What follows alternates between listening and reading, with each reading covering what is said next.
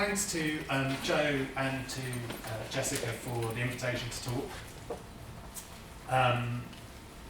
I think as Mary's talk and indeed programme demonstrated, the conceptual shape of the category of drawing will, I think, depend upon what it is being defined against. So drawing will appear differently when compared with painting or writing, sculpture or photography, dance or digital media, each relation bringing different of its aspects into relief. And because this field of comparable visual technologies is constantly changing, each mode taking on particular meanings in specific social and artistic contexts, the identity and significance of drawing is also historically contingent. So I don't think there is a universal way to talk about drawing as if it were a thing that lasts forever and will be the same forever. I think it's both relational and contingent. As a paradigmatically modern visual technology, film seems to stand in opposition to drawing in key respects. Frequently conceived as the primary form of visual communication, drawing carries with it a quality of archaism. As both a species and as individuals, we could draw before we could write. And to draw can require only the most modest of means, a technical simplicity that foils film's reliance upon developments in modern chemistry and industrial technology. The scenes of both drawing's production and its reception have, historically, also tended to involve a particular privacy, something that Mary mentioned, I think. Its conventionally small scale and unconcealed facture elicits a sense of intimate contact, or at least familiarly it does. In contrast, the production of films has most frequently required collaboration between a wide range of agents, with the resulting works screened before mass audiences, drawing in architectural and social contexts and supplemented by publicity campaigns. Over the last 25 years or so, with the advent of the digital, celluloid film has been displaced from cinemas and from popular culture more broadly. While sudden, that process has brought some of film's properties into a new kind of visibility, especially regarding its materiality and its dialectic of stillness and movement. Now, these qualities have arguably made drawing's filmic aspect newly apparent, and here I want to explore a range of artistic practices, some recent and others looking back into the 20th century, which have foregrounded the relationship between time, subjective experience, and the material process of making. Firstly, this has to do with an emphasis upon perhaps the most fundamental aspect of drawing, the making of marks, and how this relates to the linear sequence of discrete imprints of light that compose the celluloid film strip. Hi, Brian. Secondly, I explore how artists have used film stills as source material, focusing upon one example that strives to preserve historical memory via a combination of indexical trace and mediated reference. And then lastly, I examine works made by recording the process of drawing itself, with footage from a film or video camera then projected into the gallery space, to dramatise the relationship between doing and undoing, trace and erasure. Now, this inquiry could have productively been extended to thinking about the larger field of animation and also about so-called direct animation, in which the film strip itself is used as an inscriptive surface, but I kind of didn't have space for it. So while in 1921, in an essay on Max Ernst, André Breton famously declared automatic drawing to be a true photography of thought, the Belgian-born poet and artist Henri Michel, who began making drawings in the late 1920s, came to describe the way in which his drawn signs enabled the representation of experience in filmic terms. Michaud's aspiration was to elaborate an alternative mode of expression to formalised French. His new language would not depend upon arbitrary, predetermined, conventional units, but would instead be composed of bodily traces, responsive to the dynamics of his singular duration. In 1951, he published 64 Indian ink drawings in the book Mouvement, each page displaying an array of fluid black glyphs reproduced life-size and organised into loose grids.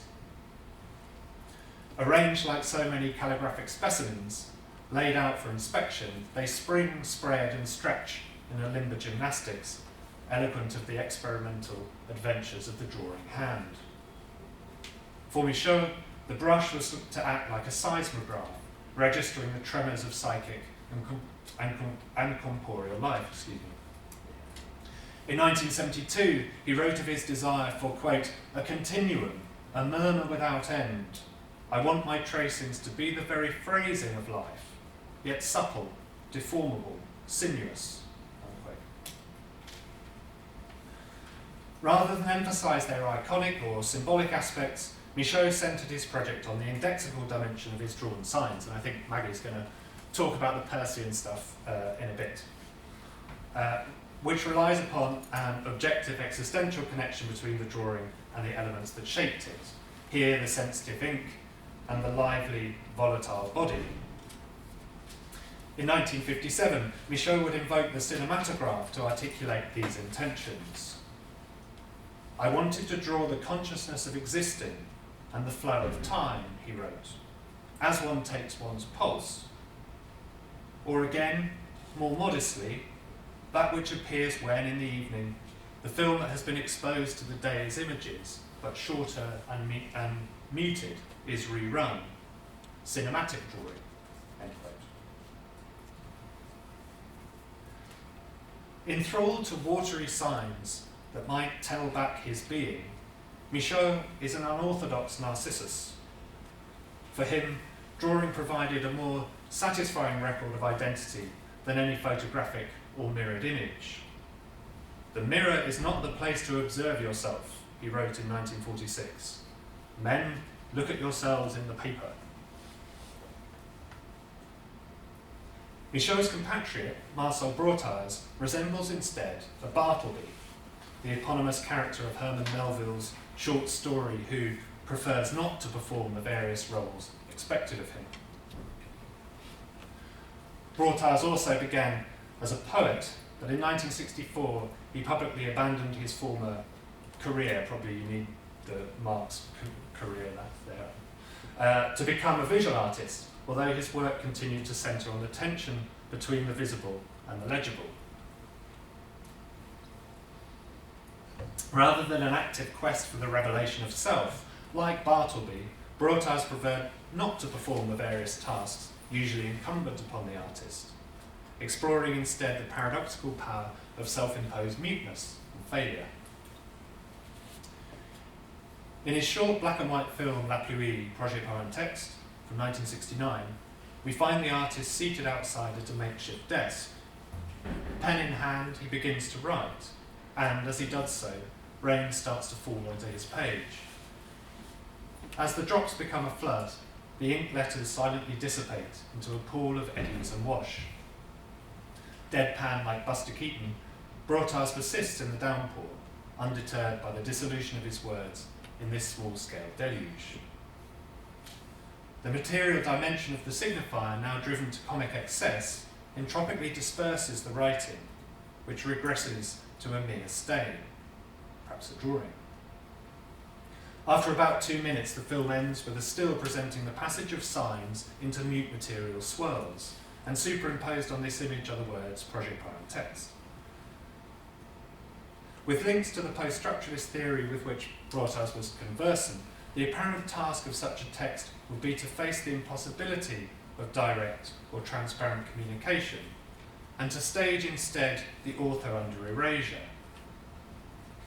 Paradoxically, though, it is the articulation of the medium of film that allows this process of disarticulation to become visible. Bortas's film can be interpreted as pronouncing implicit verdict on Michel's dream of a fluid, murmuring language, that without the articulation necessary to constitute a language, this proto-writing drifts into sheer nonsense. In his reduction of expressive subjectivity to the most rudimentary of signifiers, such as the repeated fields of his initials MB, Bortas's work aligns with that of artists such as Hanna Dobovin and Romana Palka, both of whom from the mid-1960s onwards engaged with drawing as a central component of their work, elaborating interminable iterations of marks within prescribed sequences and formats. Their existence in time was registered by basic tallies, graphic traits and numerical sequences plotted in series. Both artists use drawing and writing to mark time, but without the intention of describing anything or expressing more than a 0 degree of self, to use Bart's phrase, given purchase in this context by Anna Muller, who's talking at it. Such strategies associated with conceptual art are important reference points for contemporary British artist Susan Morris. In a series of works from 2008 to 9, collectively entitled Plumbline Drawings, Morris produced a kind of cinematic drawing to negotiate the relationship between the history of abstract art, the invisibility of the self, and a durational process characterized by repetition and constraint. Using a spirit level, a horizontal line 3 meters long is drawn a few inches below the uppermost edge of a large sheet of paper pinned to the wall. Then, beginning at the left-hand side, the artist bangs in a nail, and from there hangs a plumb line. As the reel is pulled down to the floor, the device coats the string with vine ash. The taut cord is then pulled away from the surface and released to snap back against the paper, leaving a fragile, powdery vertical line. The nail is then pulled from the wall and another hit in a few millimeters to the right. The plumb line is again lowered, pinched and plucked, and a new impression appears. And this process is repeated hundreds of times, sometimes over many months, until the sheet is adequately covered.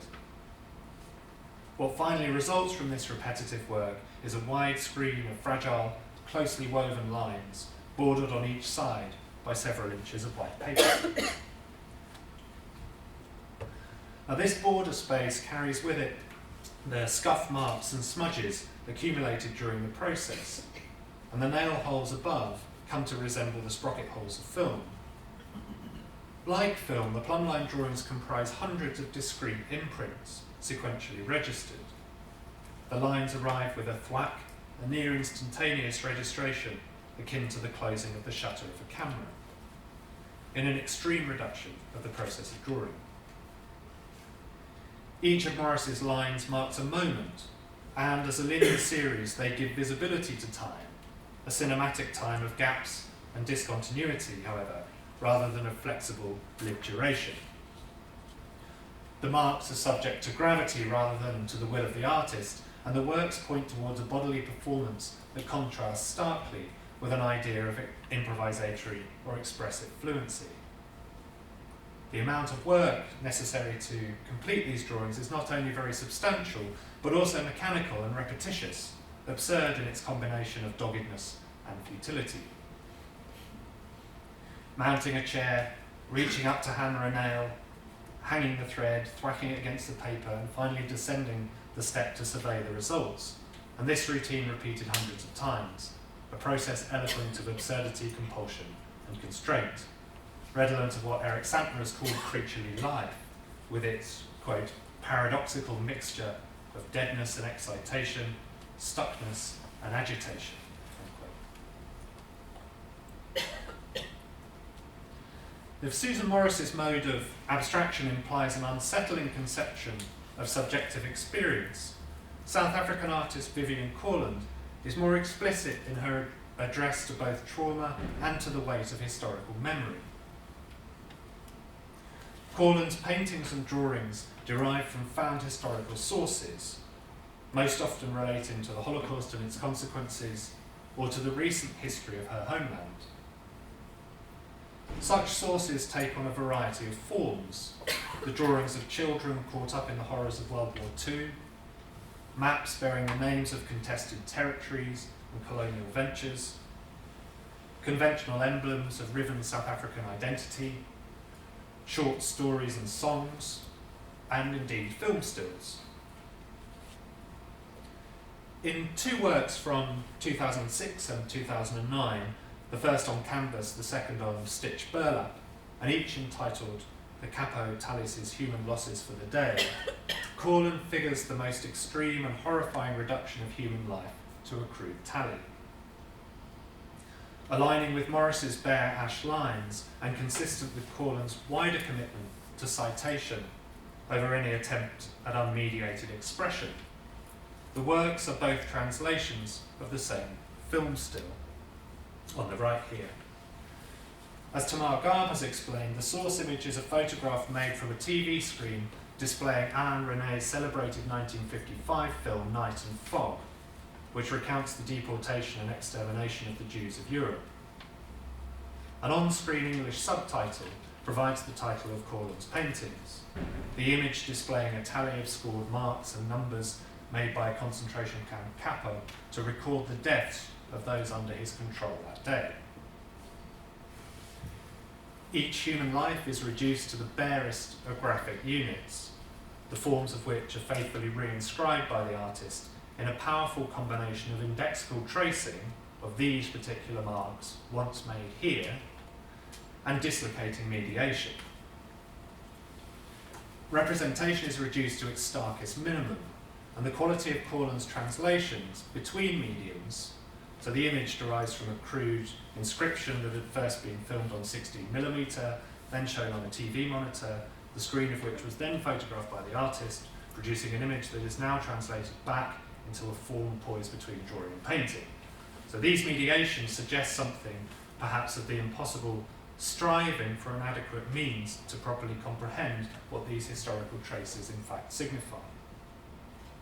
The abject negligence of the capo's primitive tally is held up and given density by Corlin's paintings, as if in an effort to confront the consequences of such a reduction of human life to the most basic iterable units. Lastly, I want to explore the way in which the film camera has been used to record the process of making particular drawings in works made for display on monitors or projected onto the gallery wall. And the most celebrated of such practices is that of another South African artist, William Kentridge, and his famous drawings for projection, which were begun in 1989.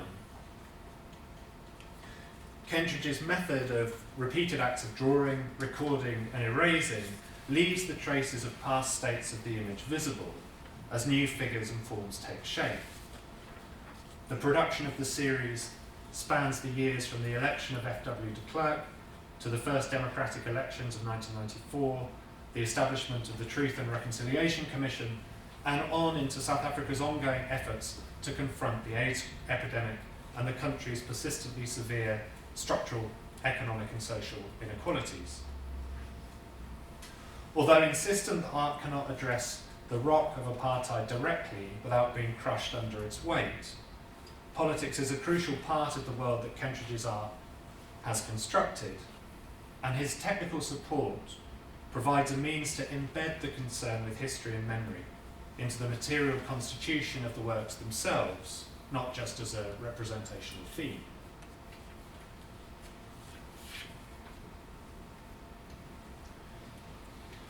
The premise of Colombian artist Oscar Muñoz's 2003 work Retrato, subtitled Portrait, I Try Again, is apparently more straightforward. Muñoz filmed his hand drawing the portrait of a man, actually an image of the artist himself, using water brushed onto a slab of concrete, heated by the sun in Cali. As the heat from the stone evaporates the liquid, the human features start to disappear, and Muñoz's hand must work quickly to re-establish them. Each new edition, each new iteration involves difference from the preceding one, the work of reinscription eloquent of both the emergence and disappearance of subjectivity, and perhaps the effort required to retrain traces of human life in the memory. Whereas in Kentridge's 1994 work, Felix in Exile, for example, the drawn sheet was made to retain the traces of the human tragedies that the landscape he depicts will silently absorb. In Munoz's case, the hot stone is the accelerator of forgetting.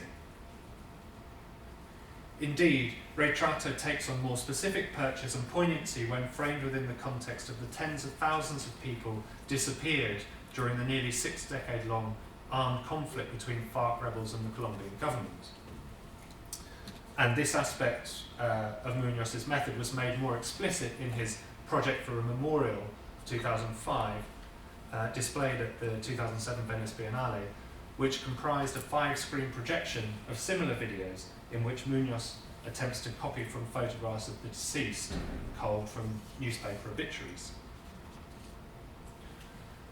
As such, drawings for projection, and we could also point to the work of Naoyuki Tsuji in Japan or Alice Maho in Ireland, lend the physical process of drawing a new visibility, giving the artist's labour and the fragile persistence of their physical traces a new eloquence.